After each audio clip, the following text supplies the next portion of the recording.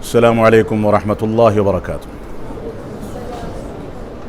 بسم اللہ الرحمن الرحیم، الحمد للہ رب العالمین، والصلاة والسلام علی رسولہ الکریم محمد وعلی آلہ واصحابہ اجمعین، اما بعد۔ اعوذ باللہ من الشیطان الرجیم، بسم اللہ الرحمن الرحیم۔ انا انزلناہ فی لیلۃ القدر وما ادراک ما لیلۃ القدر لیلۃ القدر خیر من الف شہر۔ عزیزان گرامی قدر، بزرگان دین اور نوجوان ساتھیوں، اس ماہ مبارک کا آخری عشرہ جو آج ہی سے ہمارے اوپر سایہ فگن ہوا ہے، یہ ہر سال کے معمولات کے لحاظ سے اس سال کا بھی معمول ہے، اور اگر یہ معمول اور روٹین اسی انداز سے گزر جائے جس انداز سے سابقہ سالوں میں گزر جاتا تھا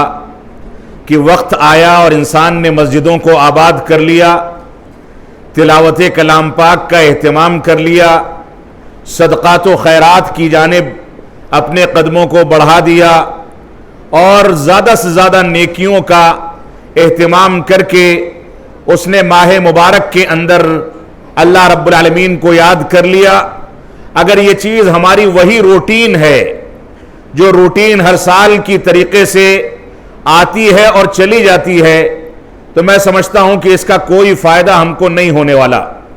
ہماری بنیادی ذمہ داری یہ ہے کہ ماہ مبارک جس کو رب کائنات نے بہت سارے ناحیوں سے مبارک بنایا ہے، جس کے اندر برکتوں کا نزول ہوتا ہے، اللہ رب العالمین کی رضامندی تلاش کی جاتی ہے، اور جس کا سب سے بڑا فائدہ یہ ہے کہ اس ماہ مبارک میں دو ایسی چیزوں سے مسلمان منسلک ہوتا ہے جو دو چیزیں آخرت میں اس مسلمان کے لیے سفارش کرنے والی ہیں۔ ایک تو قرآن مجید کا یہ مہینہ ہے، اسی مہینے میں قرآن مجید کا نزول ہوا، اللہ رب العالمین نے اس مہینے کی جو مبارک ساعتیں ہیں، جو برکتیں ہیں، ان میں قرآن مجید کے نزول کے ذریعے اس مہینے کو چار چاند لگائے۔ تو یہ ماہ مبارک میں اس ماہ مبارک سے قرآن مجید کا جو رابطہ اور جو تعلق ہے، اور رب کائنات کے فضل و کرم سے دنیا کے مسلمانوں کی اکثریت اس ماہ مبارک میں اس مبارک کتاب کی تلاوت اور اس کی تلاوت کے ساتھ ساتھ اس کو سمجھنے کا اہتمام کرتی ہے، یہ ایک مبارک عمل ہے۔ اور اس کے بارے میں رسول اکرم صلی اللہ علیہ وسلم فرماتے ہیں کہ قیامت کے دن یہ قرآن مجید آئے گا اور رب کائنات سے کہے گا کہ اے میرے رب، اس بندے نے میری تلاوت کے اہتمام کی وجہ سے اپنی رات کی نیندوں کو قربان کیا تھا، رات کے وقت یہ آرام کے بجائے میری تلاوت کا اہتمام کرتا تھا، لہذا اس کے حق میں میری سفارش کو قبول کیا جائے۔ اور اسی طریقے سے دوسری فضیلت اور دوسرا موقع جو اس ماہ مبارک میں ایک مسلمان کو ملتا ہے، اور رب کائنات کے فضل و کرم سے مسلمانوں کی اکثریت اس کا اہتمام کرتی ہے، وہ رمضان کے روزوں کا اہتمام ہے۔ رمضان کے روزوں کے بارے میں بھی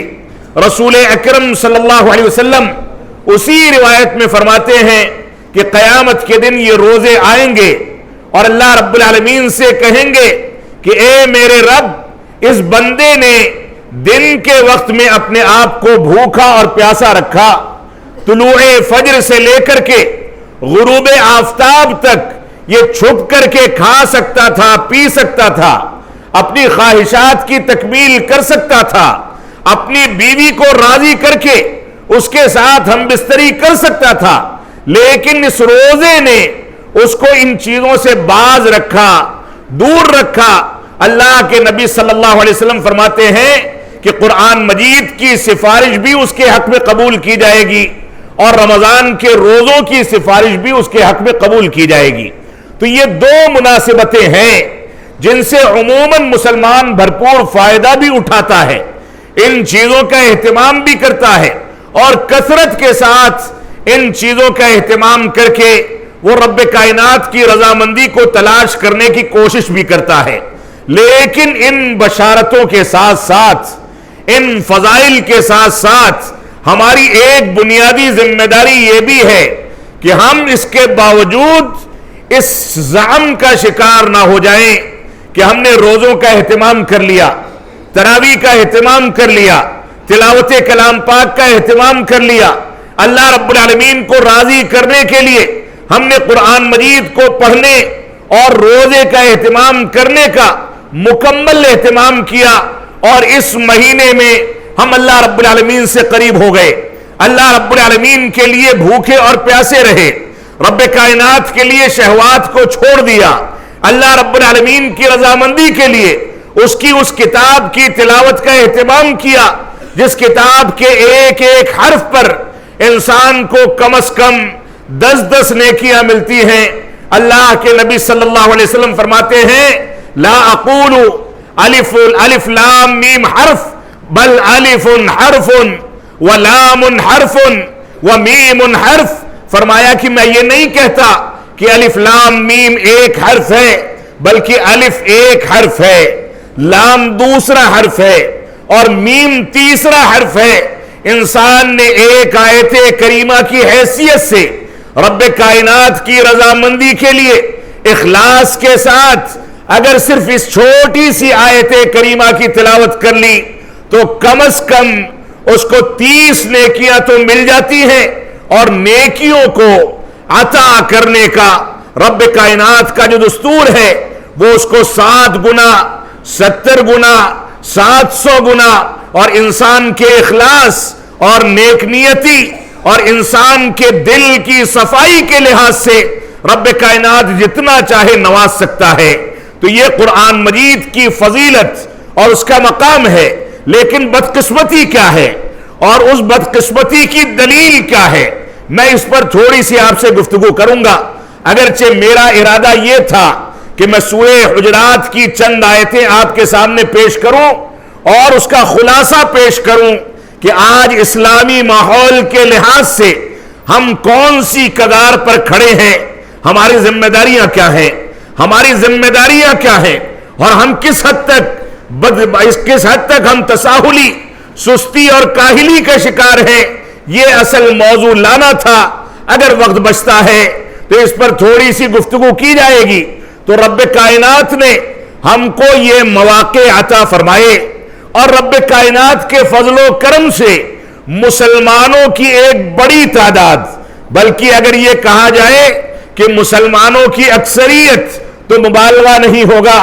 دنیا کے سارے خطوں میں چاہے وہ مسلمان ملک میں رہتے ہوں، غیر مسلم ملک میں رہتے ہوں، غریب ہوں، امیر ہوں، ہوائی جہازوں میں اڑنے والے ہوں، زمین پر عیش و آرام کرنے والے ہوں، لیکن جیسے ہی رمضان کا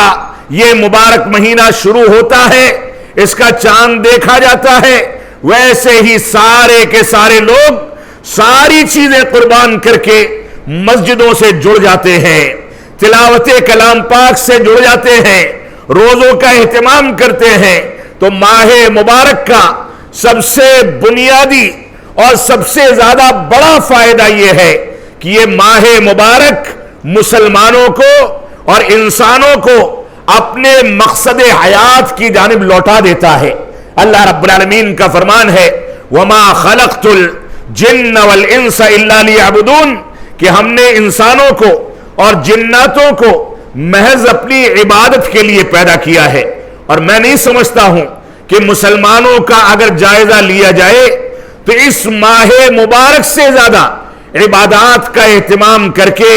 واجبات کی ادائیگی کر کے، نوافل کا اہتمام کر کے، تلاوت کلام پاک کا اہتمام کر کے، روزوں کا اہتمام کر کے، صدقات و خیرات کا اہتمام کر کے، اس ماہ مبارک سے زیادہ کوئی مسلمان دوسرے ایام میں رب کائنات کی جانب اور اس کی عبادت کی جانب رجوع کر کے اپنے مقصد حیات کی جانب اس سے زیادہ کسی مہینے میں نہیں لوٹتا ہے۔ تو یہ ہمارے لیے رب کائنات کا فضل و کرم ہے، لیکن المیہ کیا ہے اور وہ افسوس کا مقام کیا ہے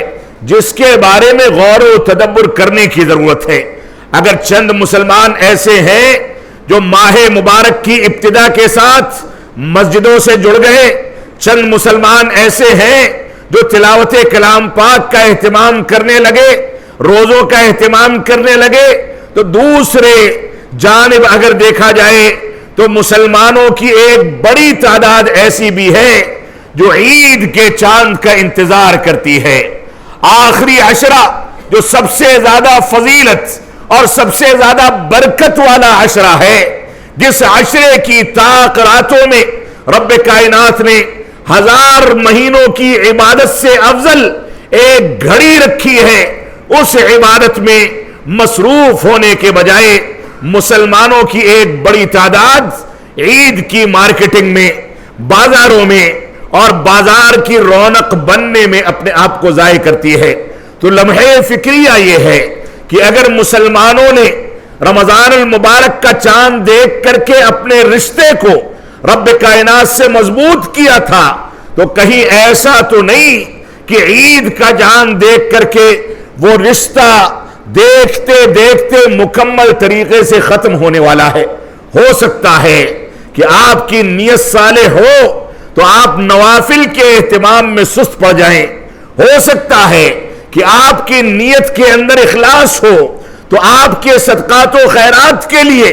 آپ کی زندگی میں جو فراوانی پیدا ہوئی تھی وہ کاہلی اور سستی کا شکار ہو جائے۔ لیکن اگر ایک مسلمان عید کا چاند دیکھ کر کے نمازوں کو چھوڑ دیتا ہے، واجبات کو ترک کرنے لگتا ہے، فرائض میں سستی اور کاہلی کرتا ہے، تو یہ اس بات کی دلیل ہے کہ عید کا چاند دیکھنے کے بعد ایسا عمل کرنے والا رمضان کے چاند کو دیکھنے کے ساتھ رب کائنات کے ساتھ جڑنے میں مخلص نہیں تھا۔ اللہ رب العالمین کی رضامندی مقصد نہیں تھی، بلکہ ایک مقصد یہ تھا جو عام طور سے مسلمانوں کی نیتوں میں شامل ہوتا ہے، کوئی اظہار کرے نہ کرے، وہ مقصد یہ ہوتا ہے کہ اگر ہم رمضان میں 5 وقتہ نمازیں نہیں پڑھیں گے تو دوسرے مسلمان کیا کہیں گے کہ یہ رمضان میں بھی نماز نہیں پڑھتا۔ نیت کبھی کبھار یہ ہوتی ہے کہ اگر ہم رمضان میں بھی نمازوں کا اہتمام نہیں کریں گے تو نمازوں کو ترک کرنے کے نتیجے میں ہمارے روزے رائگاں جائیں گے، ان کو قبول نہیں کیا جائے گا۔ اگر آپ کی نیت یہ ہے تو آپ کی نیت آپ کو مبارک ہو۔ نیت جو ہے وہ یہ ہونی چاہیے کہ اللہ رب العالمین کی رضا مندی کے لیے آپ روزے رکھیں، رب کائنات کی رضا مندی کے لیے آپ نمازوں کا اہتمام کریں، اللہ رب العالمین کی رضا مندی کے لیے آپ صدقات و خیرات کا اہتمام کریں۔ اگر رضا مندی کے لیے اور اخلاص کے ساتھ یہ عمل شروع کیا گیا تھا تو اس کے اثرات تھوڑی بہت کمی بیشی کے ساتھ بقیہ 11 مہینوں میں بھی نظر آنے چاہیے۔ تو یہ رمضان کی ایک بہت بڑی فضیلت بھی ہے جس پر اکثریت مسلمانوں کی عمل پیرا ہے، لیکن دوسری جانب یہ لمحے فکریہ ہے کہ مسلمان انتظار کر رہا ہے کہ آخری عشرہ کیسے گزرے اور عید کا چاند نظر آئے۔ ایسا لگتا ہے کہ عید کا چاند نظر آتے ہی جیسے جیسے سرکش شیاطین کو آزاد کیا جاتا ہے، ویسے ہی ہمارے گھرانوں میں، ہمارے خاندانوں میں جتنے نمازی 29 یا 30 دن کے پیدا ہوئے تھے، جو 29 یا 30 دن کے مسلمان نظر آ رہے تھے، وہ سارے کے سارے دھیرے دھیرے غائب ہو جائیں گے۔ اب جھوٹ بولنے کی ابتدا ہو جائے گی، لوگوں کو دھوکہ دینا تھا تو رمضان میں لوگوں کو پینڈنگ پر ڈال دیا گیا کہ عید کے بعد بات کی جائے گی، سودا عید کے بعد کیا جائے گا، معاملات عید کے بعد کیے جائیں گے۔ کیوں عید کے بعد کیے جائیں گے؟ کیونکہ رمضان کا روزہ ہے، جھوٹ بولیں گے تو اس پر اثر پڑے گا۔ اگر یہ نیت ہے اور عید کے بعد دوبارہ سے جرائم کی دنیا میں رب کائنات کی سرکشی پر لوٹنے کا ارادہ ہے تو اس سے کہیں زیادہ بہتر ہے کہ آپ عید کے بعد کا انتظار نہ کریں، ابھی سے روزوں کو چھوڑ دیں، ابھی سے نمازوں کو چھوڑ دیں۔ رب کائنات کو آپ دھوکے میں نہیں ڈال سکتے۔ آپ کے دل میں کیا ہے، آپ کی زبان پر کیا ہے، آپ کا ارادہ کیا ہے، آپ کیا کرتے ہیں، آپ اس رب کو دھوکے میں ڈال رہے ہیں جس رب نے اس دل کو ہر لمحے دھڑکنے کی توفیق دی ہے۔ آپ اس رب کو دھوکے میں ڈال رہے ہیں جو رب آپ کے جسم کے اندر ایک ایک قطرہ خون کا بہاتا ہے، دوڑاتا ہے۔ آپ اس رب کو دھوکہ دینا چاہتے ہیں جس رب نے آپ کو سانس لینے کی توفیق دی۔ آپ اس رب کو دھوکہ دینا چاہتے ہیں جس رب نے ایک حقیر پانی کے ذریعے آپ کے ماں باپ کی شرمگاہوں کے واسطے سے آپ کو پیدا کیا، وہ سارے راز سے واقف ہے۔ آپ اس کو دھوکہ دے کر کے اپنے آپ کو دھوکہ دیتے ہیں، اس کو دھوکے میں نہیں ڈال سکتے۔ اس وجہ سے میں یہی کہوں گا کہ مسلمانوں کی یہ بھیڑ، مسلمانوں کا یہ اجتماع، مسلمانوں کا مساجد سے یہ تعلق، قرآن مجید کی تلاوت کا یہ اہتمام اور مسجدوں سے جڑنے کا یہ اہتمام پورے سال کمی بیشی کے ساتھ جاری رہنا چاہیے۔ ہو سکتا ہے ایک مسلمان نوافل اور قیام اللیل کا اہتمام باقی نہ رکھ سکے، لیکن واجبات چھوٹ جائیں، فرائض چھوٹ جائیں، قرآن مجید سے لا تعلق ہو جائے، رب کائنات کی سرکشی کر جائے، بغاوت کر جائے، تو ایسی صورت میں وہ حقیقت میں مسلمان نہیں ہے، وہ شیطان کا پیروکار ہے۔ تو ہماری یہ ذمہ داری ہے کہ اس ماہ مبارک میں اپنی نیتوں کو صالح کریں، نیتوں کو درست کریں۔ اللہ کے نبی صلی اللہ علیہ وسلم فرماتے ہیں کتنے ایسے روزے دار ہیں اور کتنے ایسے لوگ ہیں جو تلاوت کا اہتمام کرتے ہیں، لیکن ان کا روزہ بھوکے اور پیاسے رہنے کے سوا کچھ نہیں، اور کتنے ایسے لوگ ہیں جو تلاوت کا اہتمام کرتے ہیں لیکن ان کی تلاوت رات کی بیداری اور نیند کو قربان کرنے کے سوا کچھ نہیں ہے، یعنی ان کے یہاں اخلاص نہیں ہے، رب کائنات کی رضامندی کا جذبہ نہیں ہے، اللہ رب العالمین کو راضی کرنے کی ترکیبات نہیں ہیں، لہذا ان کو اپنے عمل پر نظر ثانی کرنی چاہیے۔ یہ ہمارا بنیادی فریضہ ہے۔ اللہ رب العالمین ہم کو اس کی توفیق عطا فرمائے۔ تو میں عرض یہ کر رہا تھا کہ مسلمان اس مہینے میں جہاں بھرپور فائدہ عبادات سے بالخصوص تلاوت کلام پاک اور روزے سے اٹھاتا ہے، وہیں اس کی یہ ذمہ داری ہے کہ اس سے بھرپور فائدے کے اثرات رمضان کے بعد بقیہ 11 مہینوں میں مسلمانوں کے اندر نظر آئیں۔ یہ ہماری بنیادی ذمہ داری ہے۔ ایسا نہ ہو کہ ہم رمضانی مسلمان بن کے، ایک مہینے کے مسلمان بن کر کے زندگی گزاریں اور بقیہ پورے 11 مہینے ہم شیطان رجیم کی پیروی کرتے رہیں، شیطان ہمارا سب سے بڑا مسیحا بن جائے، شیطان جو بہکائے، جیسے چاہے ہم کو گھما دے، ہماری زندگی کو پھیر دے۔ اگر یہ صورتحال ہے تو سمجھ جائیں کہ آپ اس رب کے شکر گزار نہیں رہ گئے جس رب نے آپ کو حقیر پانی سے پیدا کیا ہے، بلکہ آپ اس شیطان کے پیروکار ہیں جس شیطان نے ڈنکے کی چوٹ پر رب کائنات کے سامنے پہلے آدم و حوا علیہم السلام کو بہکایا اور اس کے بعد قسم کھائی کہ میں تیرے بندوں کو بہکاتا رہوں گا۔ ہمیں یہ فیصلہ کرنا ہوگا کہ ہم اس چیلنج کے آگے شیطانی مزاج رکھتے ہیں یا رب کائنات سے رضامندی کی خاطر رب کائنات نے جو وعدہ کیا تھا کہ جاؤ تم کو قیامت تک کے لیے چھوٹ دی جاتی ہے، جس کو چاہو بہکاؤ، گمراہ کرو، مسلمانوں کو قتل و خوریزی پر، کفر و شرک پر، منہج صحابہ سے بغاوت پر، ہر قسم کی آلائش پر تم بہکاتے رہو اور اس پر آمادہ کرتے رہو، لیکن سن لو میرے نیک بندے جو ہوں گے ان کو تم نہیں بہکا پاؤ گے۔ ہمیں یہ فیصلہ کرنا ہے شب قدر کی، آخری عشرے کی اس پہلی شب کے اندر ہم کو یہ فیصلہ کرنا ہے کہ ہم رب کائنات کے ان مخلص بندوں میں ہیں جن کا استثناء رب کائنات نے دنیا کے وجود کے وقت کر دیا تھا کہ ان بندوں کو شیطان رجیم ساری کوششوں کے باوجود نہیں بہکا پائے گا. یا ہمارا شمار ان لوگوں میں ہوتا ہے جن لوگوں کو شیطان نے بہکا کر کے راہ راست سے بھٹکا دیا. کیا ہم لوگ ان لوگوں میں شمار کیے جاتے ہیں جو لوگ شیطان رجیم کے پیروکار ہیں؟ شیطان جو کہتا ہے وہ کرتے ہیں اور جن چیزوں سے روکتا ہے ان چیزوں سے رک جاتے ہیں. اللہ رب العالمین نے فرمایا یا ایھا الذین آمنوا ادخلوا فی السلم کافہ، اے ایمان والو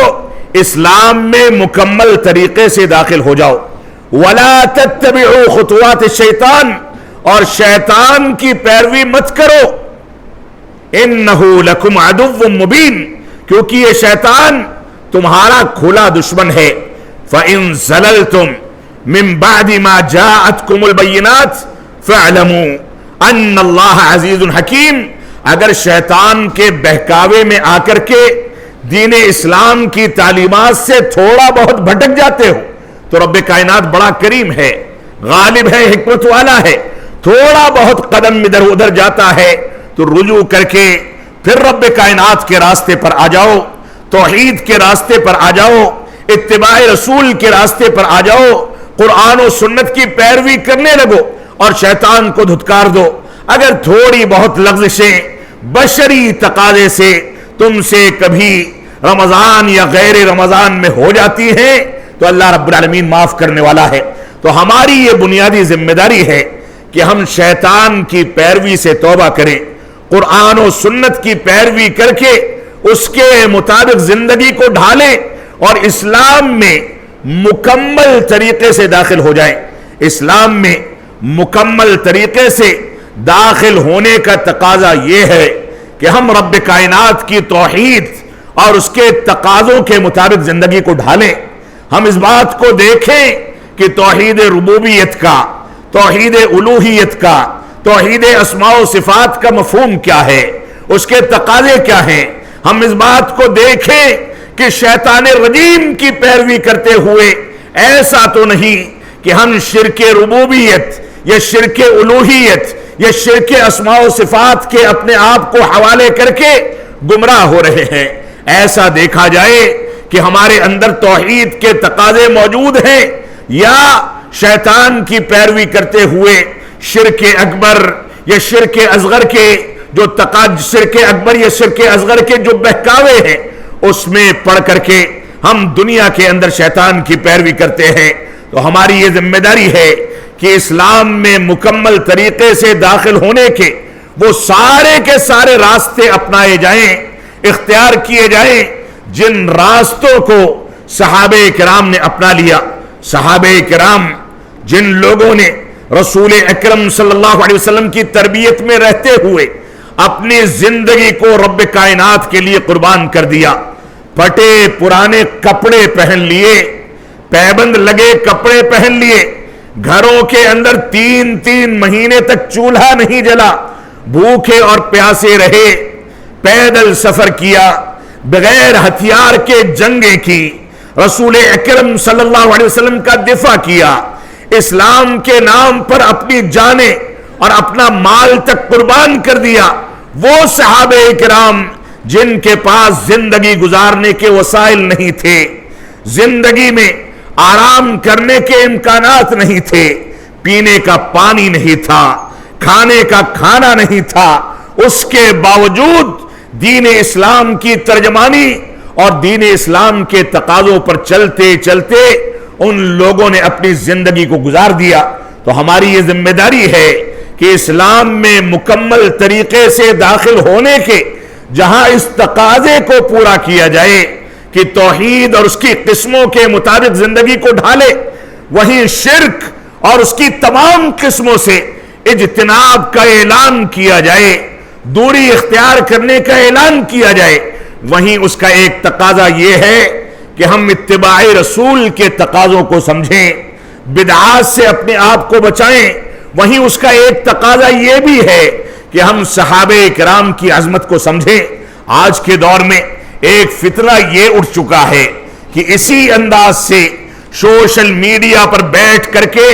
بعض بدبخت لوگوں نے صحابہ کرام کے اوپر تنقیص اور ان کی توہین کرنے کا ذمہ اٹھا لیا۔ فلاں حکومت ایسا کرتی ہے، فلاں نے ایسا کر دیا، امام حرم کے ساتھ ایسا ہو گیا، فلاں کے ساتھ ایسا ہو گیا۔ اللہ کی قسم، اگر اپنی گریبانوں میں جھانک لیں تو اپنے بچوں کے ساتھ کیا کرتے ہیں اس کا بھی جواب دینے کی طاقت نہیں ہے۔ یہ ناہنجار لوگ ہیں، یہ گستاخ لوگ ہیں، یہ سرکش لوگ ہیں جنہوں نے صحابہ کرام کی تنقیص اور توہین پر مبنی لوگوں کے ایمان کو شبہات کے شکار کر کے، شبہات میں ڈال کر کے اسلامی اور ایمانی تقاضوں کو کمزور کرنے کی کوشش کی ہے۔ یہی وجہ ہے کہ ایسے لوگ کہیں جا کر کے صحابہ کرام کو کافر کہنے والوں کی گود میں بیٹھتے ہیں، کہیں قبر پرستی کرنے والوں کی گود کی زینت بنتے ہیں، کہیں اسلام کی توجیہ و تعویل کرنے والوں کی گود میں نظر آتے ہیں۔ اگر ان کو کوئی پلیٹ فارم نظر نہیں آتا یا کسی پلیٹ فارم کی ان کو توفیق نہیں ملتی تو وہ قرآن و سنت اور منہج صحابہ کا پلیٹ فارم ہے۔ تو اسلام میں مکمل طریقے سے داخل ہونے کا یہ تقاضا ہے کہ ہم ان تمام کے تمام امور کو لے کر کے چلیں، اپنے معاملات کو صاف ستھرا کریں، حلال و حرام کی تمیز کریں، غلط چیزوں کو چھوڑیں، اچھائیوں کو اپنائیں، معاشرے کے اندر امر بالمعروف اور نہی عن المنکر کے فریضے کی انجام دہی کو یقینی بنائیں۔ یہ بھی عجیب المیہ ہے کہ ہم میں کا ایک بڑا طبقہ امر بالمعروف کی بات تو کرتا ہے کہ لوگوں کو مسجدوں سے جوڑ دیا جائے، تلاوت کے لیے آمادہ کر لیا جائے، صدقات و زکوٰۃ کے لیے آمادہ کر دیا جائے، لیکن برائیاں بیان کرنے میں ان کی ہمت ٹوٹتی ہے۔ وہ کہتے ہیں کہ اگر برائی بیان کرو گے تو فالوورز کم ہو جائیں گے، لائک کرنے والے کم ہو جائیں گے، اگر برائیاں بیان کرو گے تو لوگ پیچھے چلنا بند کر دیں گے۔ اللہ کی قسم، اگر نہیں عن المنکر کے فریضے کو اسی مقصد سے چھوڑنا جائز ہوتا اور رسول اکرم صلی اللہ علیہ وسلم اور صحابہ کرام چھوڑ دیتے تو ایسی صورت میں آج دین اور دین اسلام کی تعلیمات زندہ نہ ہوتے۔ یہ اسلام کا بنیادی تقاضا ہے کہ جہاں ایک جانب توحید کا اعلان کیا جائے وہیں دوسری جانب شرک سے براءت کا اعلان کیا جائے۔ یہ اسلام کا تقاضا ہے کہ جہاں ایک جانب اتباع رسول کی دعوت دی جائے وہیں دوسری جانب بدعات و خرافات کے خلاف اعلان جنگ کیا جائے۔ یہ اسلام کی بنیادوں کا تقاضا ہے کہ جہاں ایک جانب امر بالمعروف کی دعوت دی جائے، اچھائیوں کا حکم دیا جائے، وہیں دوسری جانب نہی عن المنکر کے فریضے کو انجام دے کر کے اس بات کی پرواہ کو چھوڑ دیا جائے کہ ہمارے پیروکار کتنے ہیں۔ اللہ کی قسم، اس دنیا کے اندر ایسے انبیاء بھی آئے جنہوں نے کئی سو سال تک رب کائنات کے دین کی دعوت دی، لیکن ان کی پیروکاری کرنے والا ایک آدمی تھا، دو آدمی تھے اور کسی کے پیچھے کوئی نہیں تھا، لیکن ان انبیاء کی دعوت اور ان انبیاء کی دعوت کی برکتوں اور ان کی فضیلتوں کا یہ ایک کھلی علامت ہے۔ اور آج کے دور میں اس کی سب سے بڑی فضیلت یہ ہے کہ ہم یہاں بیٹھ کر کے ان کا تذکرہ کرتے ہیں۔ توفیق رب کائنات کے اختیار میں ہے، ہماری ذمہ داری کوشش کرنا ہے، امر بالمعروف اور نہی عن المنکر کے فریضے کو انجام دینا ہے۔ ہمارے پیچھے کوئی آئے نہ آئے اس بات کی پرواہ کرنا یہ ہماری ذمہ داری نہیں ہے، ہمارے ویوز بڑھیں نہ بڑھیں اس بات کی پرواہ کرنا ہماری ذمہ داری نہیں ہے، ہم کو لائکس ملیں سوشل میڈیا پر یا نہ ملیں اس بات کی پرواہ کرنا ہماری ذمہ داری نہیں ہے۔ ہماری ذمہ داری یہ ہے کہ قرآن و سنت کو منہج صحابہ کے مکمل طریقے سے جو ان کے اصول و ضوابط تھے ان کے مطابق دنیا کے سامنے پیش کر دیں اور رب کائنات کے حوالے کر دیں اس بات کو کہ اس کا نتیجہ کیا ہونے والا ہے۔ اللہ رب العالمین قبول کرنے والا ہے، اور تبھی قبول کرے گا جب ہم اس کی رضامندی کے لیے مکمل اخلاص کے ساتھ دعوت دین اور دین کی دعوت و تبلیغ کو آگے بڑھائیں گے۔ اللہ رب العالمین ہم کو ان باتوں کی توفیق عطا فرمائے کہ ہم قرآن و سنت کے مطابق صحیح انداز سے مکمل زندگی کو ڈھال سکیں، توحید کے تقاضوں کو سمجھ سکیں، قرآن و سنت کی پیروی کر سکیں، اتباع رسول کے تقاضوں کو سمجھ سکیں۔ اے رب کائنات، ہم اگرچہ اس وقت تنہا عبادت کے زیادہ قائل ہیں کہ شب قدر میں ہم کو تنہا رب کائنات کے سامنے رونا چاہیے، گر گرانا چاہیے، لیکن ہمارے بعض احباب کی خواہش ہے کہ یہاں پر اجتماع ہو، ہم بیٹھیں، تذکیر کی جائے، اس کے باوجود ہم رب کائنات سے اس بات کی بھیک مانگتے ہیں کہ رب کائنات جو سوز ہماری تنہائی کی عبادتوں میں پیدا ہوتا ہے، وہی سوز ہماری اس مجلس کے اندر پیدا فرما۔ اس شب قدر میں جو آخری عشرے کی پہلی شب ہے، 21ویں شب ہے، اے رب کائنات ہم کو اس بات کی توفیق عطا فرما کہ ہم اپنے گناہوں پر مکمل طریقے سے باریک بینی کے ساتھ غور و تدبر کر کے ان سے توبہ و استغفار کریں، برائیوں کو چھوڑیں۔ لوگوں کے حقوق کی حق تلفی کی ہے تو حقوق العباد کی تلافی کر کے رب کائنات سے توبہ کریں۔ اللہ رب العالمین ہم کو اس بات کی توفیق عطا فرمائے کہ ہم اسی مجلس میں اس بات کا عزم کر کے اٹھیں کہ ہماری نمازیں نہیں چھوٹیں گی، ہم بیڑی سگریٹ کو الوداع کہہ دیں گے۔ یہ عزم کر کے اٹھیں کہ ہم جھوٹ نہیں بولیں گے، سچائی کے ساتھ کام لینے کے نتیجے میں ہم کو آزمائشوں کا سامنا کرنا پڑے، ہم سامنا کریں گے لیکن سچ پر اکتفا کریں گے۔ رب کائنات اس شب میں ہم کو اس بات کی توفیق عطا فرمائے کہ ہم قرآن مجید کی صرف تلاوت نہیں کریں گے بلکہ قرآن مجید پر غور و تدبر بھی کریں گے۔ رب کائنات اس مبارک رات میں ہم کو اس بات کی توفیق عطا فرمائے کہ ہم جو مستحق حضرات ہیں ان لوگوں کا تعاون کریں گے، غریبوں اور بیماروں کی بیمار پرسی کریں گے، اور اس معاشرے کو آگے بڑھانے کے لیے اسی دستور کو اپنائیں گے جو دستور اور ضابطہ صحابہ کرام نے اپنایا تھا۔ موجودہ پرفتن دور میں قرآن و سنت کی آیات اور سنت کی احادیث کو بیان کر کے لوگوں کو گمراہ کرنے والوں کی تعداد معمولی نہیں ہے۔ قرآن ایسا کہتا ہے، حدیث ایسا کہتی ہے، لیکن قرآن و حدیث کی اس دلیل کے بارے میں صحابہ کرام کی تربیت اور صحابہ کرام کی شروحات اور سلف صالحین کی شروحات سے کیا نتائج نکلتے ہیں۔ ہمارے بہت سارے سیدھے سادھے مسلمان ان شروحات سے واقف نہیں ہیں۔ آج شیطان نے قرآن و سنت کے نام پر ہم کو گمراہ کر رکھا ہے۔ اے رب کائنات ہم کو توفیق عطا فرما کہ ہم قرآن و سنت کے ظاہری مفہوم پر جانے کے بجائے سلف صالحین اور صحابہ کرام کی شروحات کے مطابق اس کو سمجھیں، علماء کرام سے جڑیں۔ غیر علماء واعظین، برادرز، انجینئرز اور ایڈوکیٹس، ڈاکٹرز، اس انداز کے فتنوں نے ہم کو قرآن و سنت کے نام پر اسلام سے قریب تو کر دیا ہے، لیکن ہم منہج سلف سے دور ہوتے چلے جا رہے ہیں، اور یہی منہج سلف تنہا وہ ضابطہ ہے جو آخرت میں کامیابی کا باعث ہے۔ اس وجہ سے ہماری ذمہ داری ہے کہ ہم علماء سے جڑیں، علماء سے جڑ کر کے دین کو سیکھیں، سمجھنے کی کوشش کریں۔ اللہ رب العالمین ہم کو ان باتوں کی توفیق عطا فرمائے۔ ہم جب تک جئیں تب تک اسلام پر جئیں، جب ہمارا خاتمہ ہو تو ایمان پر ہو۔ وصلی اللہ علی نبینا محمد وعلی آلہ وصحبہ وسلم۔ والسلام علیکم ورحمۃ اللہ وبرکاتہ۔